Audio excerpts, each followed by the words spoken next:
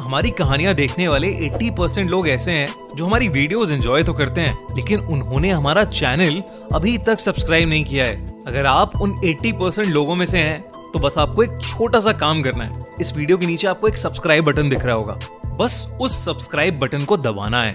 बस इतना सा काम करना है आपको, और लगे हाथों बेल आइकन भी प्रेस कर देना ताकि हमारी लेटेस्ट वीडियो आते ही आपको सबसे पहले पता चले। रात का अंधेरा जितना घना होता है उतना ही डरावना होता है।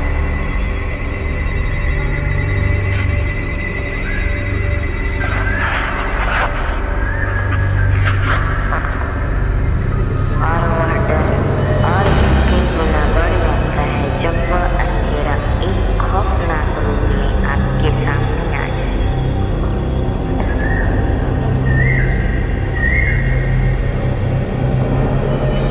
खौफनाक और विभत्स रूप में जिसका वर्णन करना भी मुश्किल है।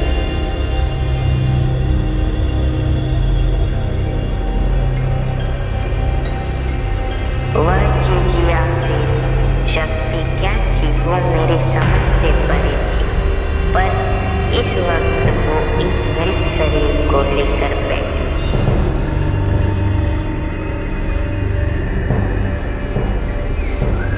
वहाँ बहुत खून जमा हुआ था और वह चीज उस खून को बड़े मजे से चाट रही थी।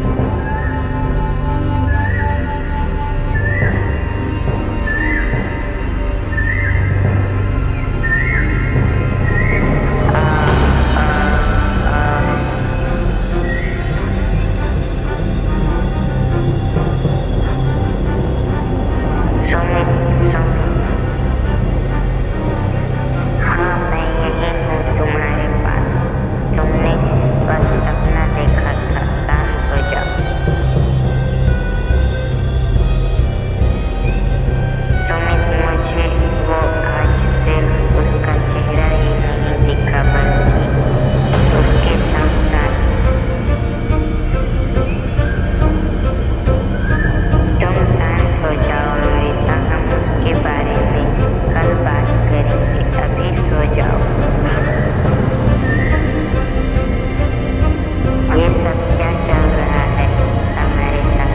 अमृता को रोज ऐसे बुरे सपने आते हैं। हर दिन उसे उस विभत्स शक्ति के बारे में कुछ नया दिखता है। डॉक्टर भी कुछ बता नहीं पा रहे। डॉक्टर ने साइकोलॉजिस्ट के पास जाने कहा है, पर वहाँ जाने की मेरी हिम्मत नहीं हो रही है। ये कैसी दुविधा है? मैं कैसे मान लूँ कि मेरी पत्नी पागल हो रही है? हेलो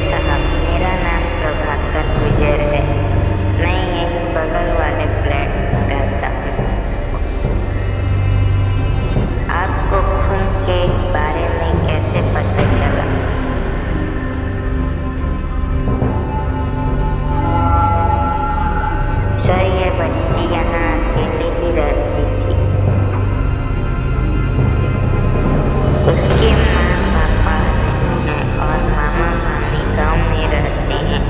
हम पेंशनर हैं तो उसे हमेशा आते जाते देखते हैं, लेकिन कुछ दिन से वो दिखी नहीं, इसलिए हमने आपको फोन किया।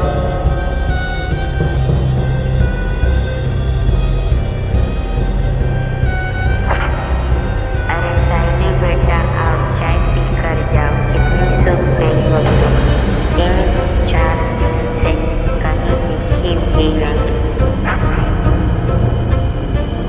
वो कुछ नहीं चाचा, बस काम का थोड़ा टेंशन है।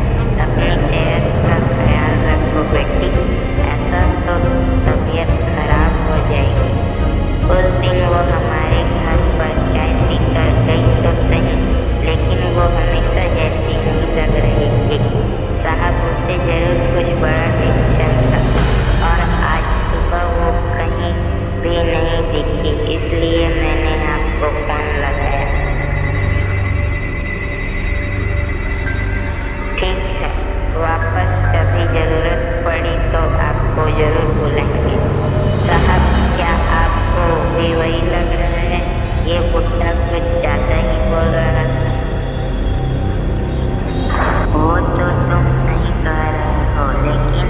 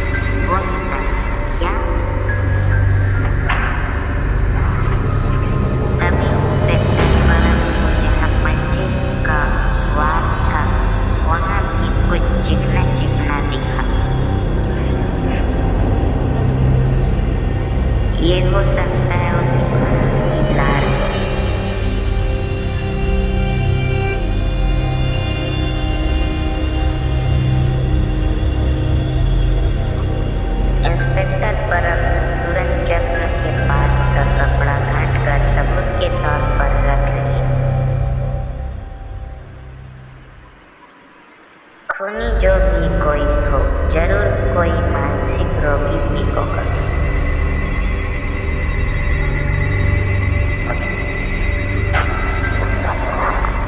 इधर साइली के ऑफिस में, अरे तुम सबने आज का पेपर पढ़ा क्या?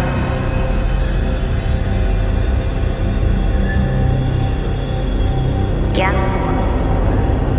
साइली गायकवाड़ का जन्म अमानवीय तरीके से खून किया गया है।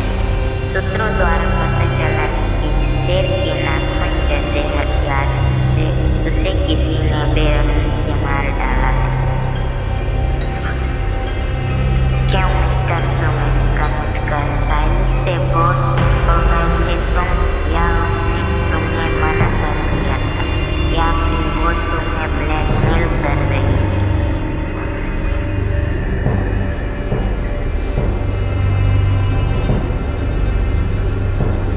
आप कहना क्या चाहते हैं इंस्पेक्टर? यही कि उस लड़की साइली का खून तुमने क्यों किया?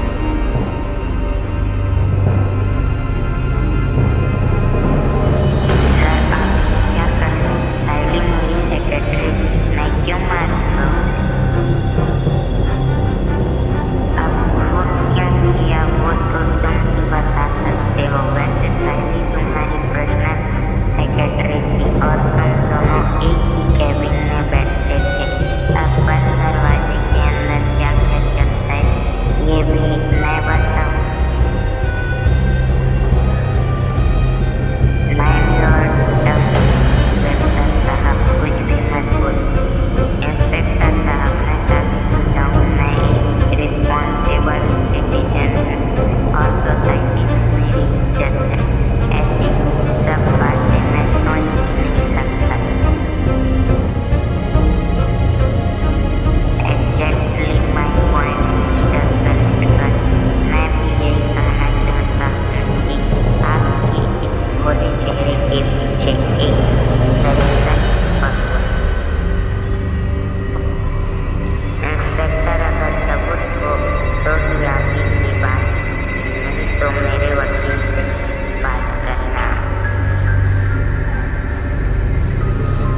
सुमित को कल रात को साइली का फोन आया था, लेकिन उसने इंस्पेक्टर को कुछ नहीं बताया क्योंकि वो जानता था कि सच बताने से उसकी मुसीबत और बढ़ जाएगी। ओके तो मिस्टर कमिटकर अभी तो मैं चलता हूँ, लेकिन अगली बार सबूत के साथ ही मुलाकात होगी और हथकड़ी सीधे तुम्हारे हाथों में होगी। सुमित को धमकी देकर बर्फ तो निकल गया था, लेकिन उसके पास एक खास सबूत था, सुमित का मोबाइल बिल। बर्फ ने एक हवलदार को सुमित पर नजर रखने के लिए कह दिया था।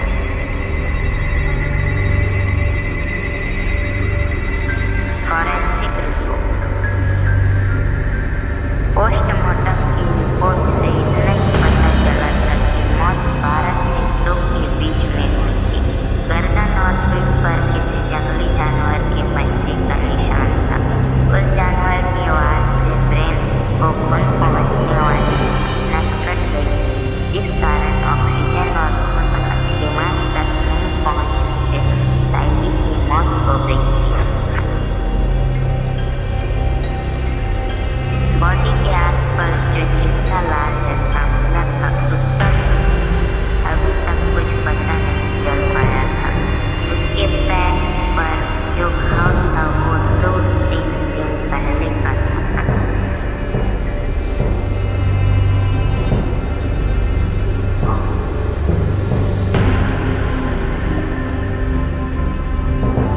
इसका मतलब कोई जंगली जानवर इतनी बड़ी सोसाइटी में सीसीटीवी कैमरे से बचकर दरवाजा खोलकर अंदर घुसा और साइली को मारकर उसका खून पीकर डकार देकर चला गया।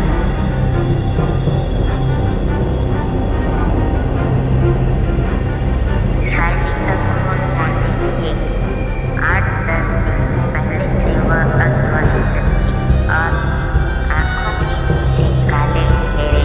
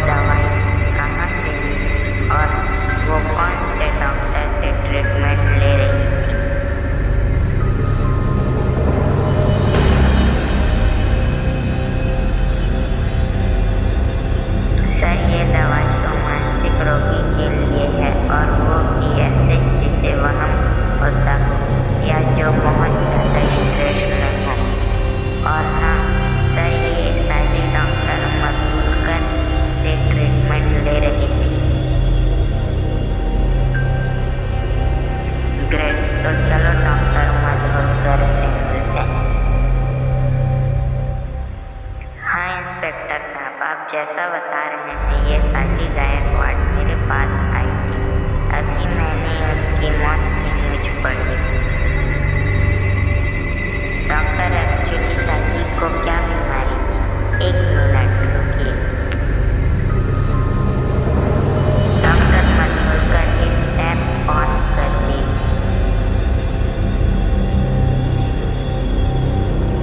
इस सब की शुरुआत करीब 10 दिन पहले हुई। 10 दिन पहले एक रात मेरी नींद अचानक खुल गई। आँख खोलते ही मुझे रात के अंधेरे में 2 लाल सुर्ख आंखें हवा में दिखी।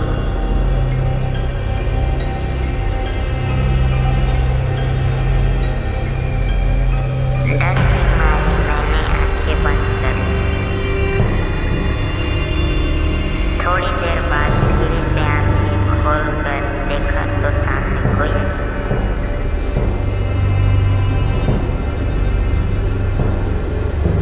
मेरा वक्त समझकर मैंने उस पर ध्यान नहीं दिया और रोज की तरह अपने काम करने लगी।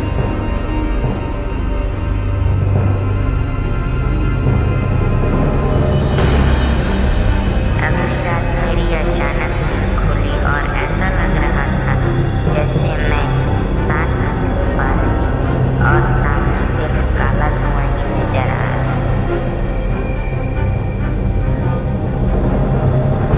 ऐसा लग रहा था कि आसपास बिल्कुल हवा नहीं और मेरा दम घुट रहा था। पर अब ये सब सुनकर बहुत हैरान था। इस तरह का किस्सा पहली बार हैंडल कर रहा था।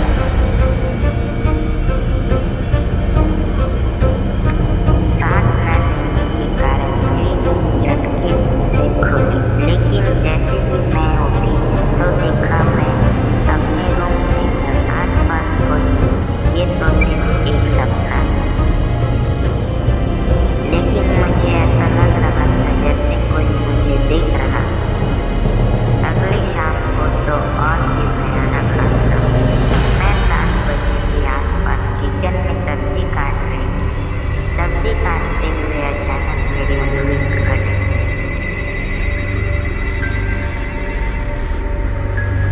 मैं उंगली मुंह में डालने वाली थी। अचानक मेरे ऊपर से एक काला पन्ना उड़ते हुए निकल गया। मैं एकदम डर के मारे थोड़ा पीछे हटी।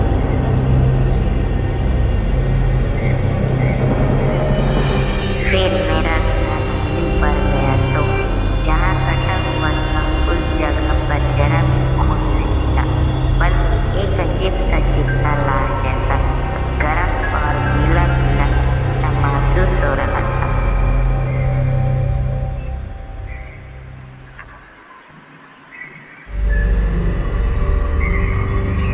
चॉपर पर भी जो खून गिरा था उसकी जगह वही लाल जैसा कुछ पड़ा हुआ था।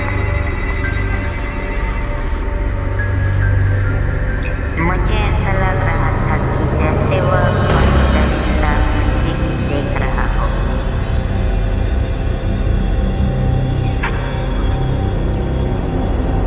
मैं जितना उससे डर रही थी वो उतना ही विशालकाय होता जा रहा था। अब तो मुझे 2 दिन से वो दिन में भी दिखने लगा है। मैं जहाँ भी होती हूँ वो वहाँ आ जाता है।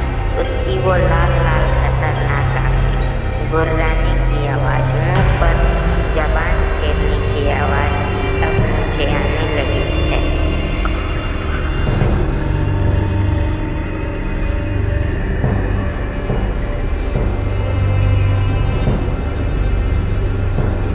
परसों शाम को मैं ऑफिस से जब घर आई तब लगभग 7:30 या 8 बजे हुए होंगे। जैसे ही मैंने घर का गेट खोला, अंदर पूरा अंधेरा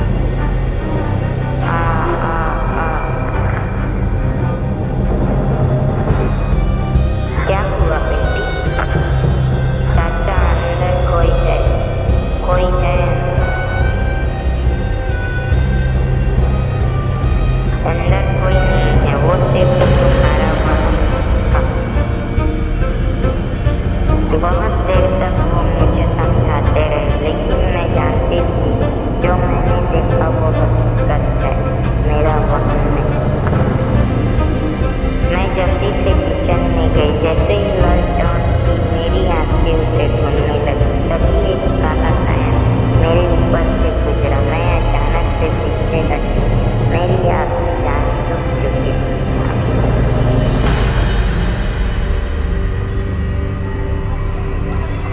बड़ी मुश्किल से हिम्मत जुटाकर सारे काम खत्म करके मैं सोने गई, लेकिन मुझे नींद नहीं आ रही थी। बार बार उसी की वो लाल खतरनाक आंखें और उसके बड़े बड़े दांत मुझे दिखाई दे रहे थे। फिर न जाने कब मुझे नींद आ गई। फिर 12 साढ़े 12 के आसपास मुझे ऐसा लगा जैसे मेरे पैर पर कोई जख्म हो गया हो और कोई उसे चाट रहा था।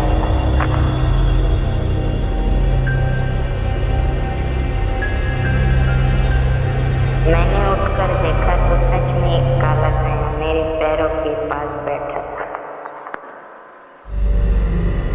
मेरे पैर के तलवे पर एक बड़ा सा जख्म था, लेकिन उस पर खून बिल्कुल भी नहीं था, बल्कि वैसा ही कुछ लाल जैसा पदार्थ था। मैं बहुत डर गई।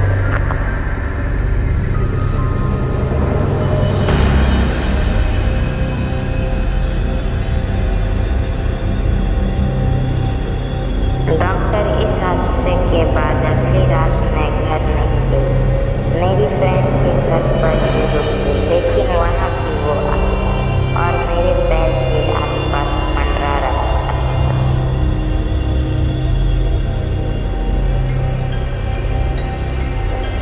मेरी फ्रेंड को मैंने जगाने की बहुत कोशिश की, लेकिन ऐसा लग रहा था जैसे वो बेहोश हो गई थी।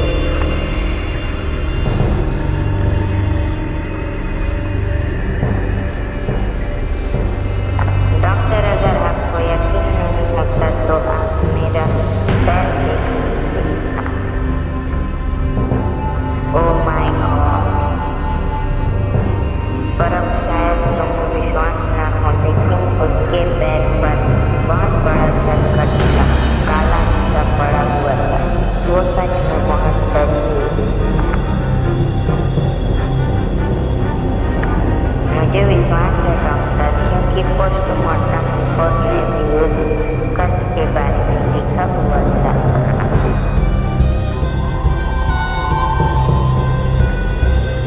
लेकिन क्या डॉक्टर, ये साइकी जिस काले साए की बात कर रही थी, क्या सच में उसी ने साइकी को मारा होगा? क्या ये सच हो सकता है? सी परब, ऐसे जो मानसिक रोगी होते हैं ना, उनको हमेशा ये लगता है कि कोई उन्हें देख रहा है, उनका पीछा कर रहा है और धीरे धीरे उनके दिमाग में उनकी एक आकृति निर्माण होती है। ऐसे ही सेम साइकी के साथ भी हुआ।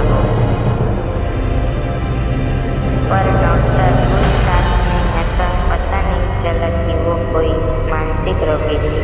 नॉट नेसेसरी, पर कुछ और फिटिंग अगर होती तो पता चल जाता, लेकिन अब तो है। थैंक यू डॉक्टर, अगर और कुछ पता चले तो बताइएगा। Oh yes yes.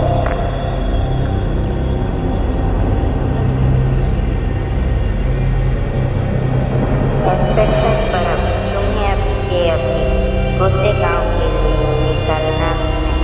वहाँ पर तुम्हें इंस्पेक्टर भाटीकर मिलेंगे। ये लो मर्डर केस की फाइल। Okay sir. परब गुस्से गाँव पुलिस स्टेशन पहुँच चुका था और इंस्पेक्टर भाटीकर से किसके सिलसिले में बातचीत कर रहा था।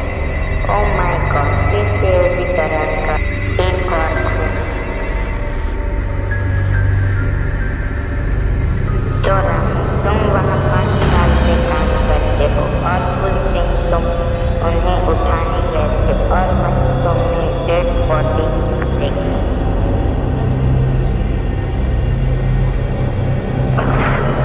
जी साहब, मैडम शहर में नौकरी करती थी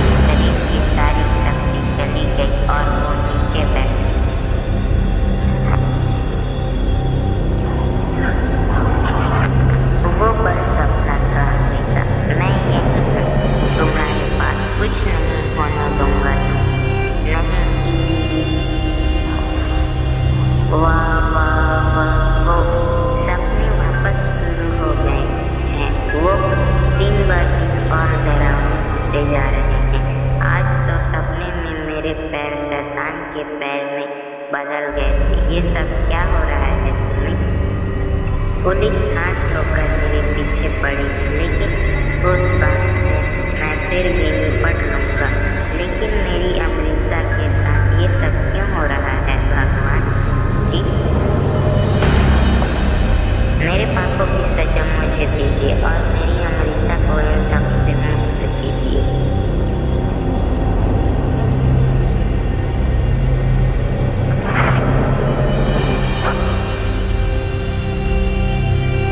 जब अमृता को ये सपने आने लगे तभी से साइली को भी ये सब वहम होने लगी और जिस दिन साइली को उसके सपने में कोई मरी हुई व्यक्ति दिखी उसके अगले दिन साइली की ये दुनिया से चली गई।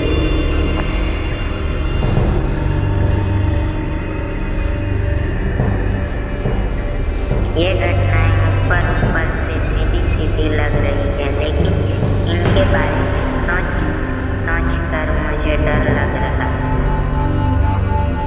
अगले दिन सुमित के ऑफिस में वो साइली के रिप्लेसमेंट मतलब उसकी पर्सनल सेक्रेटरी से बात कर रहा था। मैं तुमसे अभी